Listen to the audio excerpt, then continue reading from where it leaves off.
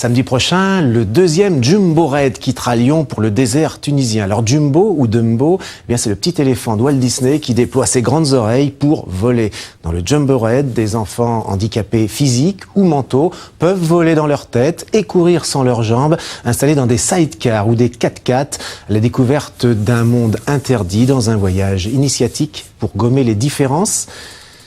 Vincent Barézy, bonjour. Bonjour. Alors c'est vous qui tenez la gomme, ou plutôt qui la mettez au volant d'un sidecar à la tête de l'association lyonnaise Les Enfants d'abord, les enfants à bord. Et c'est en connaissance de cause que vous faites tout pour effacer le handicap. Nous en parlerons tout à l'heure.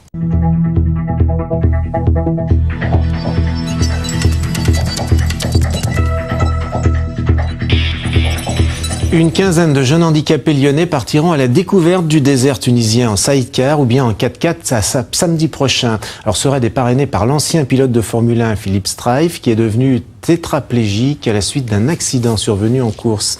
Vincent Barézy, vous êtes le pilote du raid sans les jambes puisque vous êtes paraplégique depuis l'âge de 15 ans, je crois, à cause d'une maladie. Comment est-ce que vous avez fait pour devenir motard ? J'ai passé mon permis. Oui, mais comment vous avez fait pour passer votre permis ? Bon bah écoutez, j'ai bénéficié de la rencontre que j'ai eue avec un médecin qui s'appelle Jean-Pierre Vado, qui lui possédait un sidecar équipé, qui me l'a prêté, et grâce à ça, j'ai passé mon permis en toute simplicité. Est-ce qu'aujourd'hui, vous arrivez à oublier votre handicap ? Quand je suis sur ma moto, bien sûr. Et autrement, c'est difficile ? Vous savez, l'handicap, il est toujours présent. D'une manière ou d'une autre, on a dans la vie de tous les jours... malheureusement à se cogner à son handicap.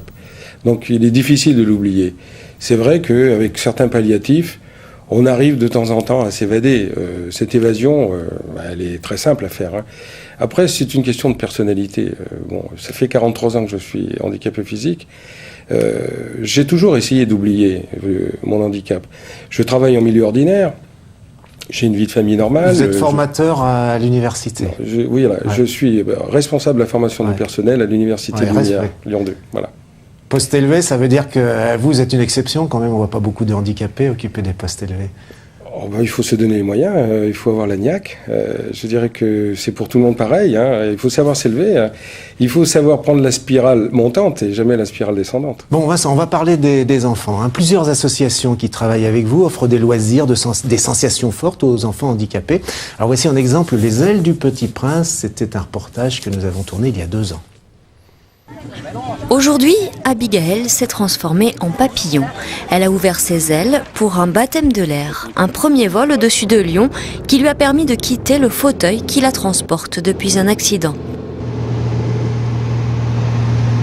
Et qu'est-ce que tu as vu ? T'as vu Lyon ? J'ai vu plein de piscines. Plein de piscines ? Oui,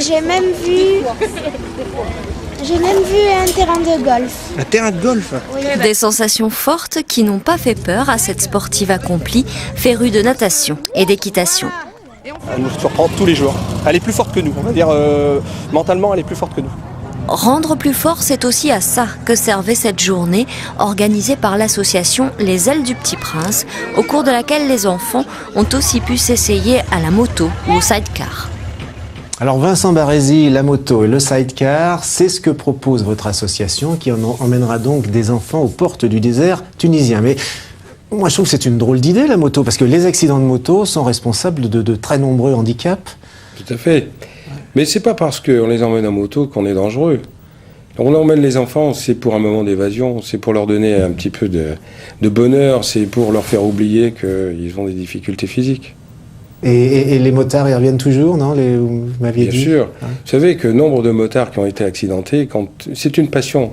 Quand on aime la moto, on revient à la moto. Et vous trouverez parmi les paraplégiques qui conduisent des motos, vous trouverez aussi d'anciens motards. Bon, alors donc, des paraplégiques qui conduisent des motos, des sidecars, vous en êtes, puisque vous partez vers le désert tunisien en tant que pilote et organisateur du raid. Pourquoi ce raid vers le désert tunisien ? D'une part, je suis né à Tunis. Donc j'ai quelque chose derrière moi qui me reste. Mais c'est vrai que c'est un pays qui est facile. Pourquoi ? Parce qu'il y a beaucoup de paysages différents. Le désert tunisien, parce qu'on peut allier la moto et le 4x4. Et j'aurai la chance cette année de conduire également un 4x4 qui a été spécialement équipé pour moi. Et Voilà. Donc, on va montrer aux enfants qu'on peut faire plein de choses. Qu'est-ce qui s'est produit au cours du premier aide, puisque c'est une seconde, celui-ci? C'est du bonheur total. On emmène les enfants avec leur famille. Donc, il y a une communion dans ce groupe. Vous avez les sidecaristes, vous avez les bénévoles, vous avez les familles. Et tout ce petit monde, avec beaucoup d'énergie et beaucoup de sympathie et beaucoup de simplicité, il y a une cohésion totale. Et c'est ça le bonheur, c'est de se retrouver entre êtres humains. On pourrait le faire en toute autonomie, entre handicapés, on a vraiment besoin des valides pour ça. Parce que vous êtes handicapé, vous êtes le patron du raid. Ce que l'on fait, les enfants sont très handicapés. On est obligé d'avoir l'assistance de valides. Ça, c'est pas possible à faire autrement. On ne peut pas se passer d'eux, et ça se fait naturellement, ça? Les valides sont là naturellement autour des handicapés? Ouais, je suis obligé de refuser du monde. Ah bon? Dans votre association, dans la vie de tous les jours, c'est peut-être pas le cas aussi? C'est un peu plus difficile dans la vie de tous les jours, mais malgré tout, le regard est meilleur. D'accord. Écoutez, je vous remercie beaucoup. Donc, je vous souhaite bonne route. Alors, je rappelle que ce raid, le Jumbo ou Dumbo Raid, le petit éléphant avec ses grandes oreilles, se déroulera à partir de samedi jusqu'au 11 avril prochain. Vous pouvez retrouver cette émission ainsi que tous les journaux de France 3 Rhône-Alpes-Auvergne sur le site internet france3.fr. Au revoir, voici Nathalie Christ.